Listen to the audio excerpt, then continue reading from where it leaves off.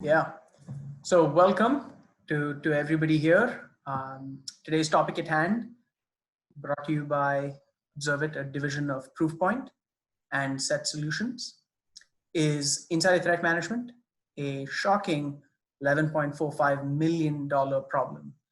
And I know we get thrown a lot of different stats, so we'll build up to that number. We'll really talk through what makes it real and how the companies that have mature security programs are dealing with it. So a bit about me here.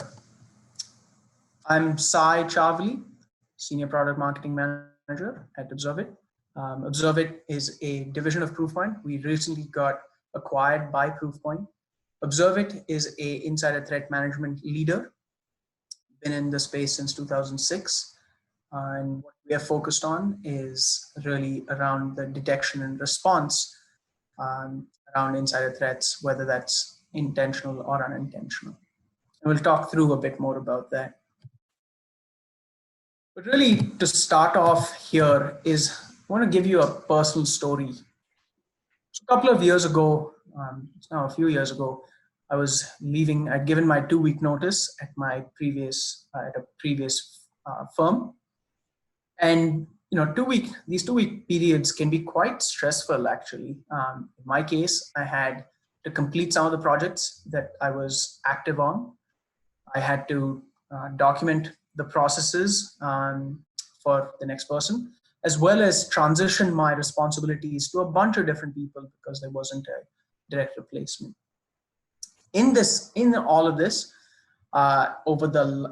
with maybe a day or two to go, I realized that I had a massive number of screenshots, scanned documents, photos that were in a few different folders on my desktop that I had not even gone through.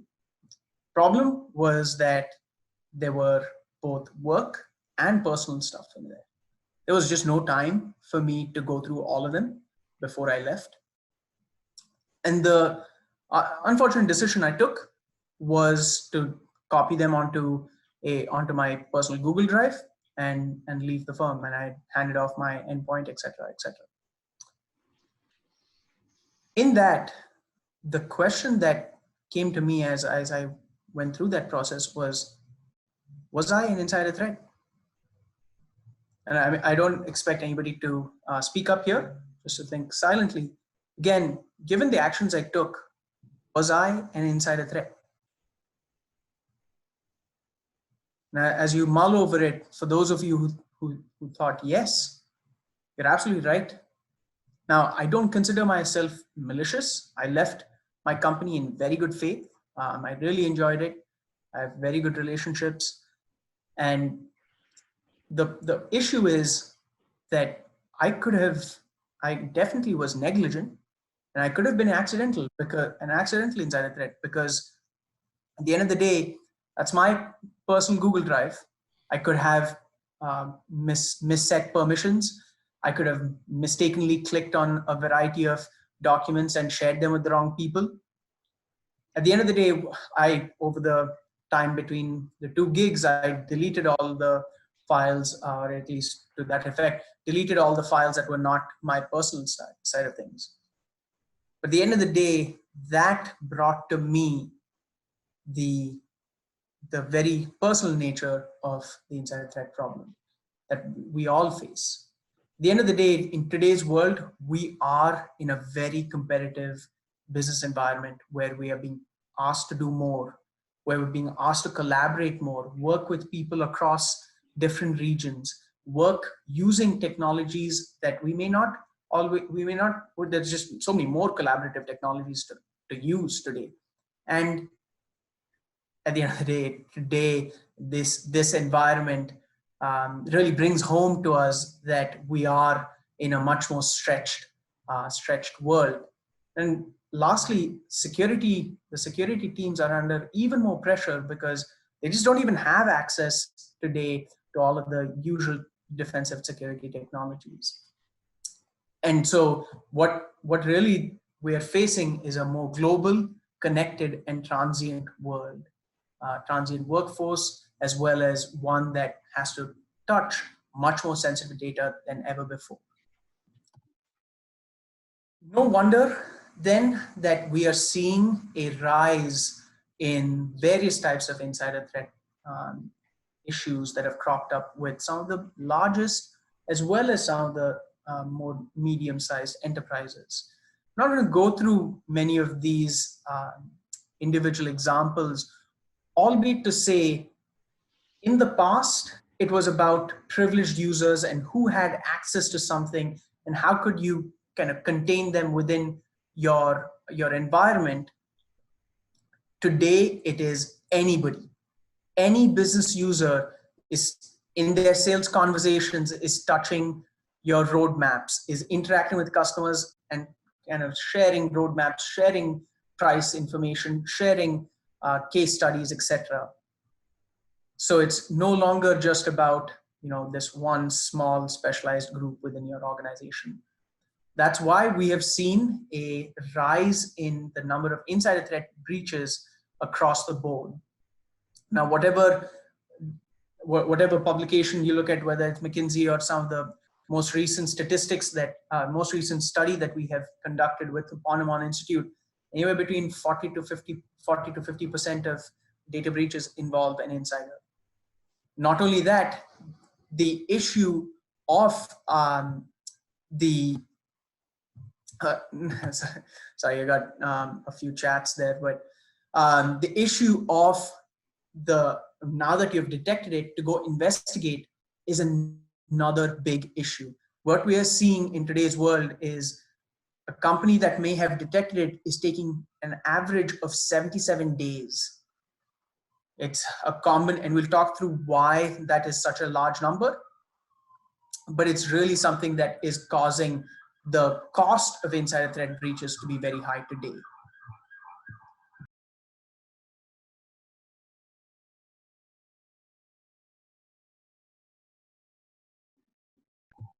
Apologies there was a ambulance running by my apartment, and so I had to just mute for a second.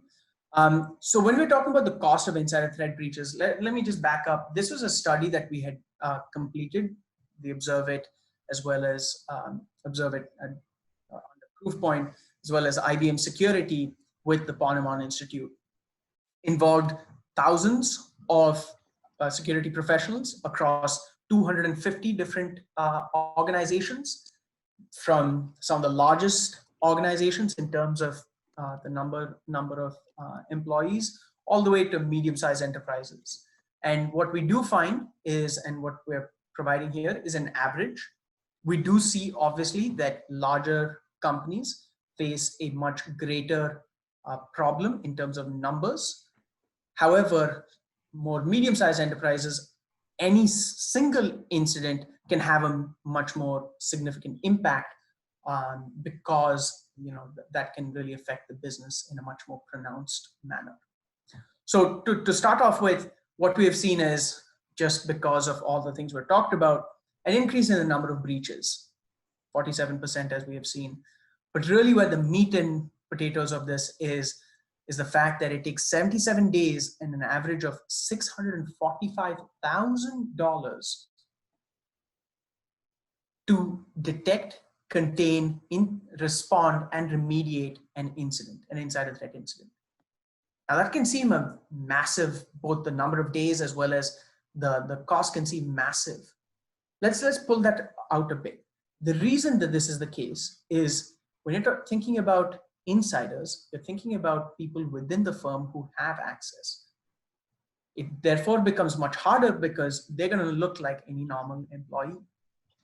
Not only that, once you know that there is something wrong, to collect all of that evidence usually requires a lot of manual log analysis, a lot of expensive tools.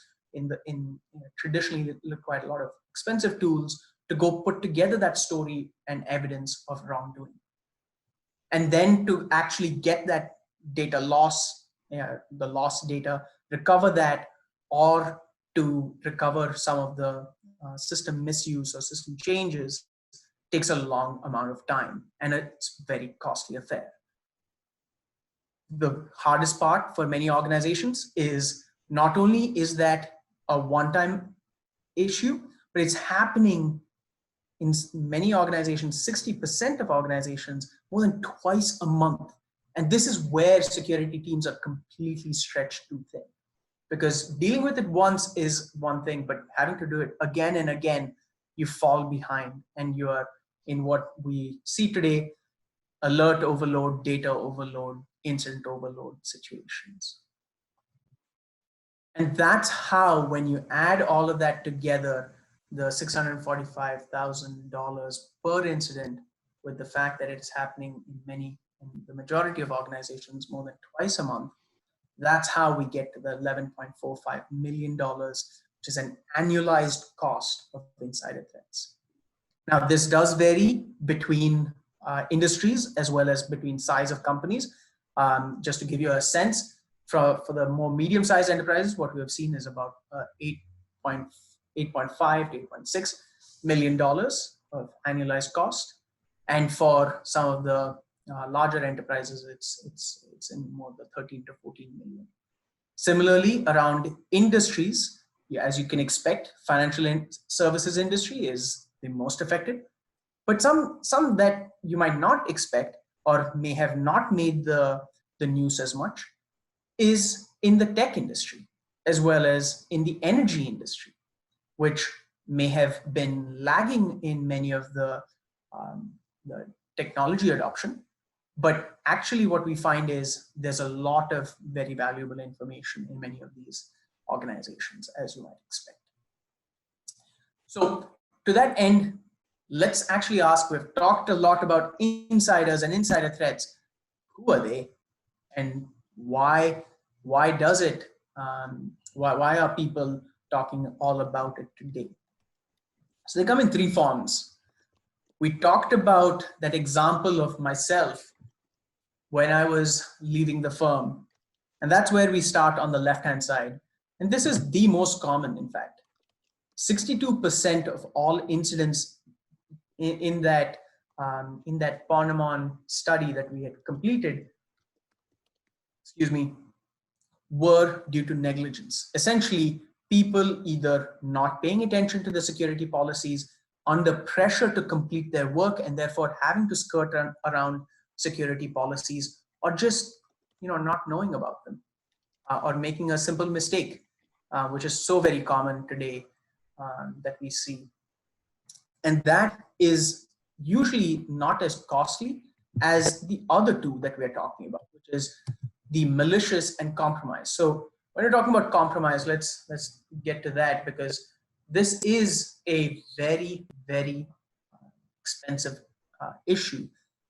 What we see is, in many cases, as we're seeing with the COVID-19 lures that ProofPoint, a lot of ProofPoint research has gone into, we're seeing a lot of people being lured through phishing campaigns, smishing campaigns. Now we have Zoom campaigns where people are where threat actors from the outside are trying to get your credentials by joining Zoom meetings prior to Zoom updating all of its security policies, but trying to lure users to get their credentials. And that's a significant cost, $817,000. Similarly, as in any society, you have a small number, in this case 14%, of users who are malicious in nature. What I mean by that is they have some grudge that they're holding against the organization, specific employees, whether that is because they've been passed up for promotions, whether they're facing financial stress at home, whether that is they have not had some of their the intellectual property that they created, they've had differences with their firm, etc., etc., and they turn malicious. They attempt to either steal data or compromise accounts or damage systems, as we have seen in a number of cases, whether you're thinking about the Uber, Google fight over their autonomous vehicles, or when we're talking about the Tesla use case, Tesla case of the autonomous vehicles as well. Now, The reason that this is so difficult for companies, we've talked about a lot about the costs. Let's kind of delve into why these costs actually make sense and why we are seeing so many companies struggle with the insider threat problem today. Traditional cybersecurity technology has really focused on the outside in threats, the external attackers who are getting into our systems and then, attempting to really discover and stay within our networks or within our applications to understand what's going on or where the most important information and systems lie. However, in today's world, we're talking about people-centric threats rather than these external malware and such that's automated. We're talking about people within the organization who, for whether accidentally causing the problem or they've been compromised by an external attacker and therefore impersonating an insider, or whether they're malicious, they already have access to many of the systems that they are using when they're doing their daily work. They already know where some of the sensitive data lives because they're working with sometimes your roadmap, sometimes your customer list, price list, your marketing documents, your code, etc., and your systems, obviously. And so it's really hard to understand people through logs. We have used all of these technologies that provide us log data, and security teams are trying to delve into that. In a people-centric world, it's very hard to understand, the people through the logs that you have. And that's why what we have seen today is a people-centric insider threat management program and solution looks inside out. What I mean by that is really the fact that we need context around the users, the alerts, the file and data, as well as the incidents that are taking place. All of this build what we think of as the threat context. A person who is in a high-risk country in many cases is going to be very different than somebody who is your employee and has shown good security practices in the past. And that's the context that you need, because in today's world where we already have all of the data, we already have all of the alerts, and we already have all of this backlog of incidents, it's very hard to really to figure out where that insider threat or risk lies. To that extent, what the Observe It insider threat management technology and our customers are focused on is really bringing that context using our technology to that effect. And I'm going to go into a bit more of this, but to start off with, this is what customers are looking to do. It starts, many customers, when they're thinking about the insider threat program, they're not thinking about it as a full-fledged program. Maybe they don't have the resources, a small team. They have many other projects, obviously. And so we see customers starting with one of these first top 3 pillars, which is identifying user risk. In some cases, they may have gone through a recent M&A, and therefore there is a top-down requirement to make sure that the new employees and the existing employees have a meshing of security practices. Or it might be you have a large set of contractors that are churning constantly, and therefore you need extra visibility there. Or it might be that you have jump servers that are being used by a variety of people but using shared accounts, and therefore you need more visibility beyond the access level. The second layer is really when we think about it from a data loss paradigm. Data loss and data loss protection has been around, that paradigm has been around for ages. But the difference today is a lot of data loss is happening by insiders, by them using their keyboard or mouse. And that is a very different world we live in. We're thinking about intellectual property, not just PII data. Today, intellectual property is what runs many of these firms. And so being able to protect against data loss, whether it is an email vector, cloud, endpoint.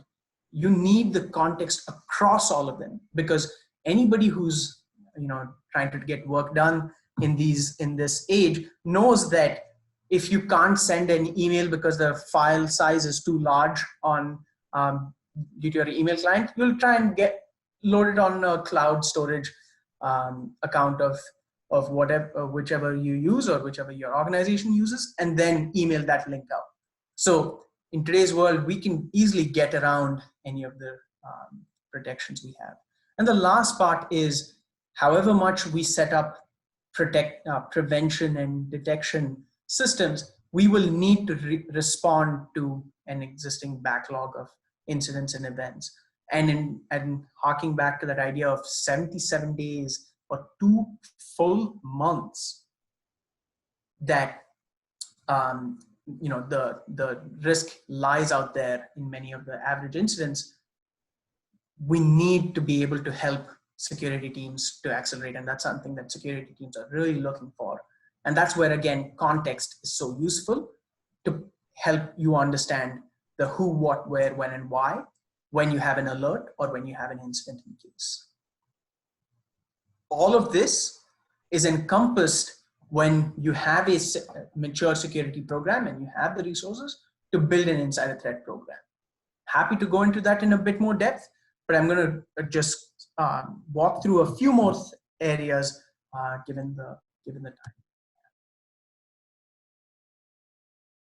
One of the biggest things that customers ask us is, the security team is very well on board with insider threat management and it sees the immediate problem at hand. However, there is a concern that we need to think about privacy as well. And actually, when we're thinking about insider threat management does not finish without thinking about privacy as a fundamental component. I'll leave aside the observe it technology component, but it starts with culture. And insider threat management is actually not just a cybersecurity problem. What we see the best of tech companies doing, whether they have a program or whether it's just a project that they're running, is to make sure that there is buy-in from the HR, legal, IT, and whether IT or business units and cybersecurity, so that there is a common understanding of what the risks and what the primary use cases that we need extra visibility and protection for, and what are the how are we really ensuring the rights of our users and of their data. And this is an active conversation that happens outside of technology and is part of process. But it's also technology, and this is where Observe It has really taken a leadership angle, which is to make sure privacy is at the base layer of as you set up the product itself and the technology, whether that is anonymization of users or whether that's excluding data from being collected, or whether that is a case of making sure that the administrators don't have too much visibility. To that end, I'm actually going to go give you a quick overview of just how we think about it from a product perspective, and then I want to close out with a few use cases, customer case studies that I have that will explain this in more depth. Before I get into the product itself, this is an output of some of the things that our customers are doing today. Within the Observe It product, we have the ability to find, detect insider threat scenarios. And going back to that cost of insider threats, this is a critical first step, which is in many cases, you can tell with many other technologies that there has been an access issue. However, being able to tell whether that was somebody connecting, like for example, the most popular insider threat scenario that we see by far is connecting an unlisted, what is really just a unauthorized, based on corporate policies, unauthorized USB device, and then uploading files onto that, which is one of the more common ones as well, extracting a file to an unlisted USB device.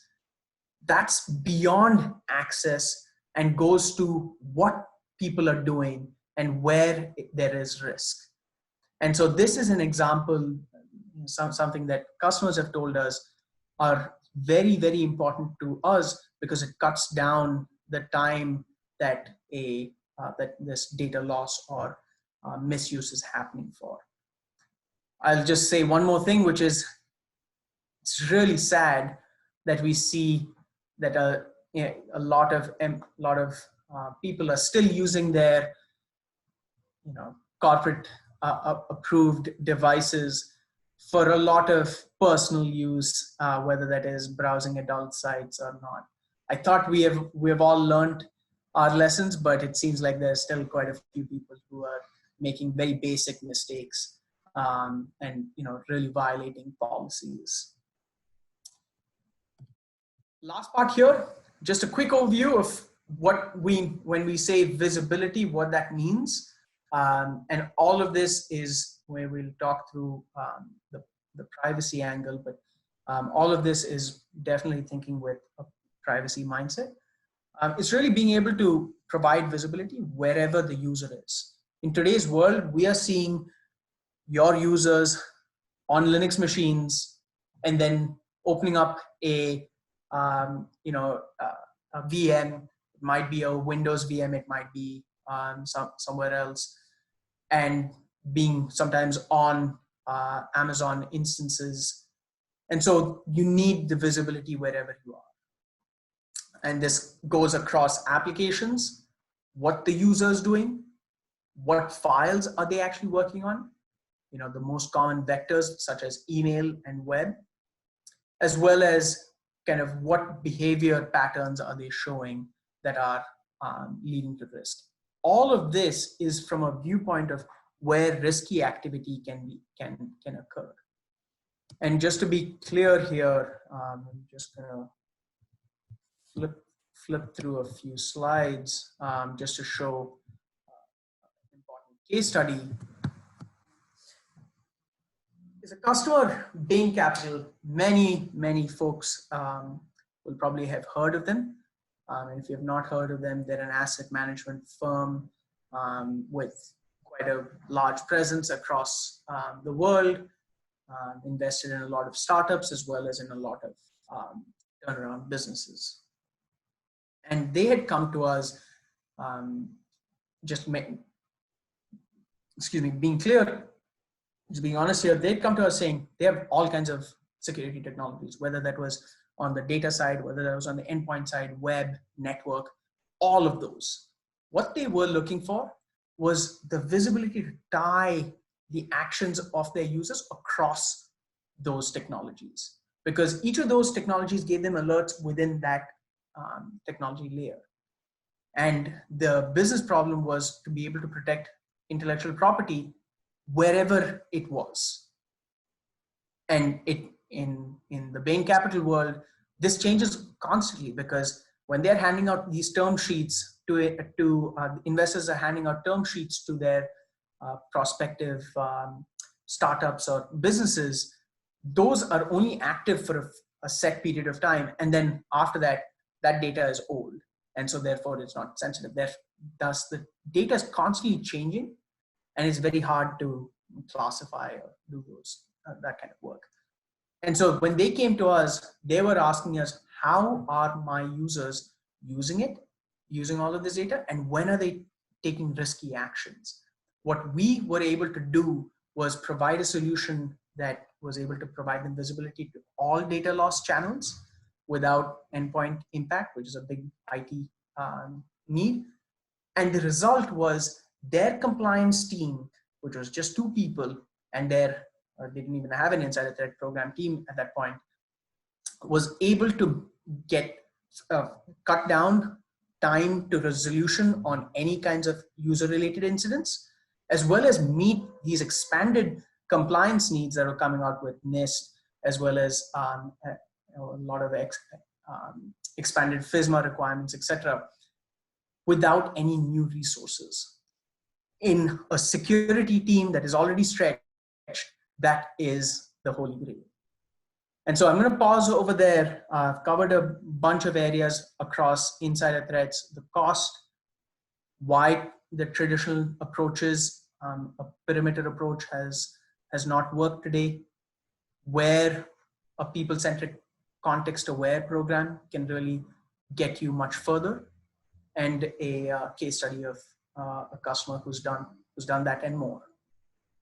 So I'll open up to any questions here, if there are any, and I'm happy to answer them.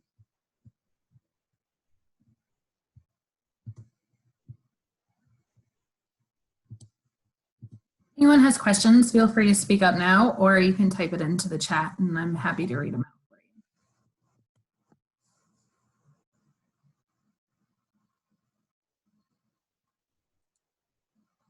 Also, feel free, if you have additional questions or want to learn more or see more, especially a demo, feel free to reach out to your Set Solutions rep or your ProofPoint or Observe It rep as well.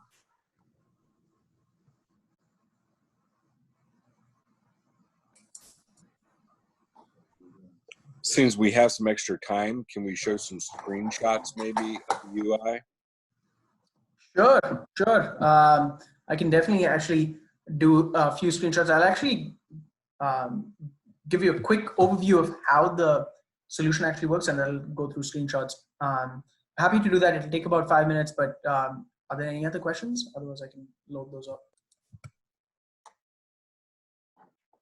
So I have a question that got sent to me. How do you address ITM when 100% of apps and data are in the cloud? Yeah, that's actually a great question.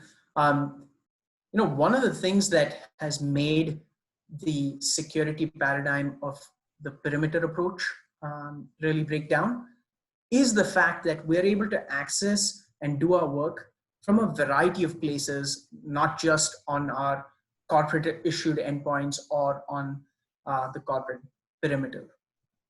This means that security teams need to get the visibility into when there is, and need to get the need to be able to detect when there has been risky activity wherever it is.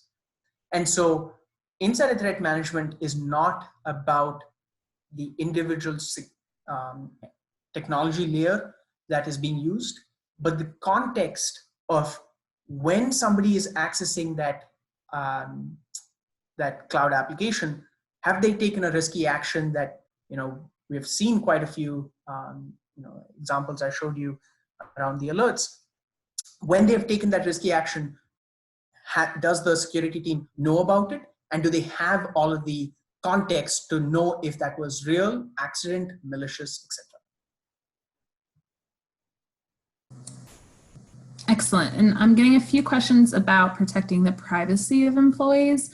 For instance, like social media, personal banking, and where do we cross that line, or where's that line drawn? Yeah, I love that question, because in today's world, just outside of security as well, we're thinking about how privacy and how we deal with social media in our personal lives. In the enterprise as well, this is the same thing that security teams are dealing with. There is a very real problem with data loss and system misuse by insiders, no doubt about that. However, we also care a lot about our users, because they are who are creating all of the value in any company today. And so therefore, what we have found the best of security programs, and what we advise all of our customers to do, is take it in 3 steps. One is to ensure the use case, the pain. There's so many different types of use cases for how an insider threat shows up. Making sure your program is focused on that, and so that there is no case of security just trying to monitor for monitoring's sake. There is security teams already have overloaded. There's not enough time, but it'll also make sure that your users are aware that you're focusing on specific problems. In the technology, you can do that through excluding data And applications, it's quite simple. You can exclude social media applications, banking applications, your work kind of LinkedIn type of applications, as well as your healthcare applications. And so that the data around that is just not collected. The second one is to make sure that the data that we provide, the context that we provide, is so easy for people to understand that HR, legal, and security teams can easily collaborate, so that this becomes a way for HR to also understand what is necessary to be monitored from a security perspective. Many times there's a difference between what HR thinks is happening and what security is doing. And by bridging that gap, you have a more, you're meeting your users' privacy needs.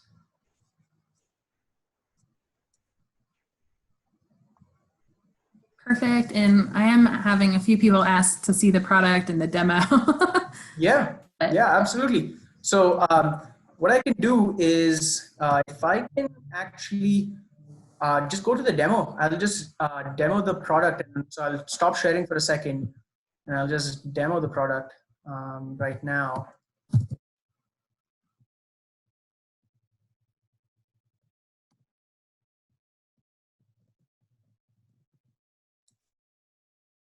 We should have done a contest for the best virtual background for this. I love seeing everyone's virtual backgrounds. I love it. I love it. So give me 1 second here. I feel like I'm the winner.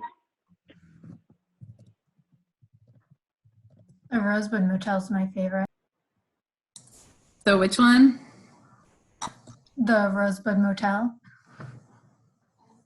It looks real. It really It's looks not like, bad. Chris, it looks like you're sitting outside a hotel. I like my Darth Vader. Darth Vader's cool too. I haven't seen the finale yet, but I'll watch that tonight. I haven't either. I can't wait. No one ruin it. Let me share my screen over here. Those backgrounds look amazing. I wish I had set mine.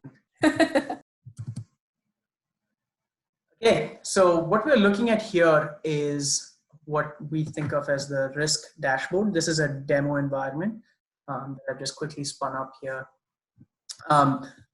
Essentially, this is the home that about 1,000, I think we're now over 1,200 customers worldwide come to. What it really shows, and I'll just focus on it, is a prioritized list of users that require more investigation and kind of visibility by the security team based on risky actions that they have taken. So this is where, on this right-hand column here, we're looking at the alerts that these users have tripped. We'll go into a bit more of these, but what essentially the way we calculate a risk score is based on the alerts that they're tripping, the severity of their threat profile, the user's threat profile that we'll get to in a bit, as well as when they are visiting potentially risky applications. That also is a categorization that we have on our side.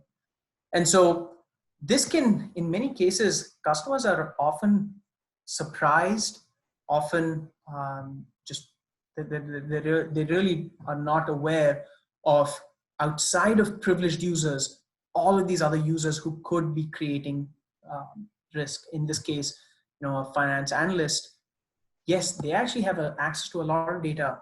In fact, they're constantly switching jobs in today's environment, and there is a lot of sharing of data that they also are involved in. But for today's demo, I'm gonna look at the contractor or MSP provider, probably a contractor for this demo. And this person seemed to have tripped a multitude of alarms. And so security teams very quickly, once they see a user pop up on the screen, will go to investigate the alerts behind why this is happening. Now, this is where I like to talk about context, because when we are thinking about this, a bunch of tools in many people's arsenal today can provide them alerts around at the endpoint layer, at the network layer, and web layer, etc., data layer.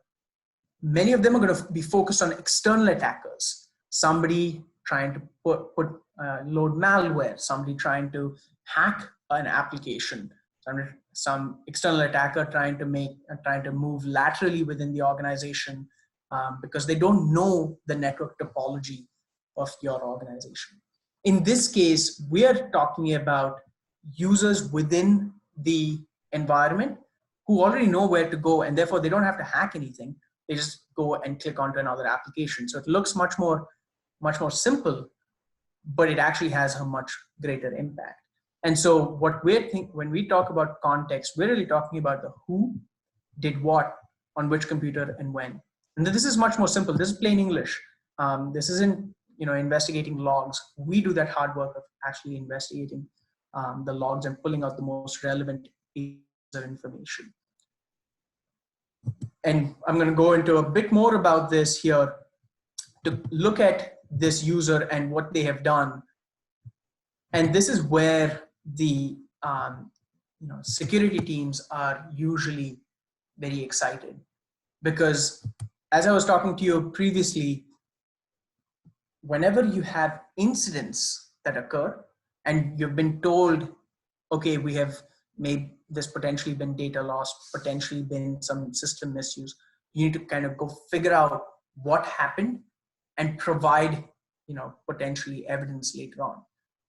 What we make, how we make security teams' lives much easier is to just take all of that information that we are collecting on our own, and I'll talk through how we collect, etc. But we collect all of that, those logs and all of that, analyze them, and provide teams a timeline of what actually happened, so that anybody, whether it is your security team, HR, or legal, can read and understand any of this. So in this case, seems like this person has downloaded a bunch of documents, has downloaded a file, gone in and then seems to have uploaded various documents to forshared.com.